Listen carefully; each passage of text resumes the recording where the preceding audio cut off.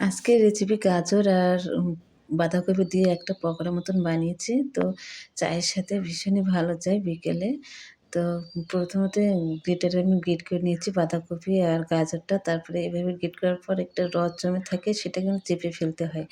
প্রথমত আমি লবণ, স্বাদ মতো লবণ আর কাঁচা লঙ্কা আর আদা কুচি দিয়েছি। তারপরে দিয়ে দিলাম পরিমাণ মতো ১ চামচ কর্নফ্লাওয়ার আর ২ চামচের মতো দেখি চালের গুঁড়োটা আমি দিয়ে দিলাম ২ চামচের মতো। আর এখানে সব রকমের মসলা আমি ভেজে রেখেছিলাম গুঁড়ো করে, সেটাও দিয়ে দিলাম।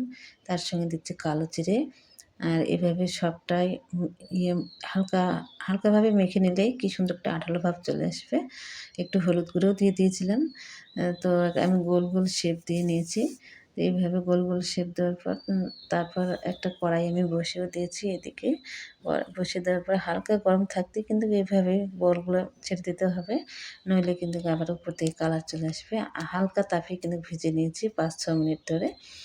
ভেজে নেওয়ার পর এভাবে আমি নামিয়েও নিলাম। আর সার্ভ করেছি আমি টমেটো সসের সঙ্গে। ভীষণই ভালো লাগছিল খেতে। তো তোমরাও পারলে এভাবে ট্রাই করতে পারো। তো ভিডিও ভালো লাগলে একটা লাইক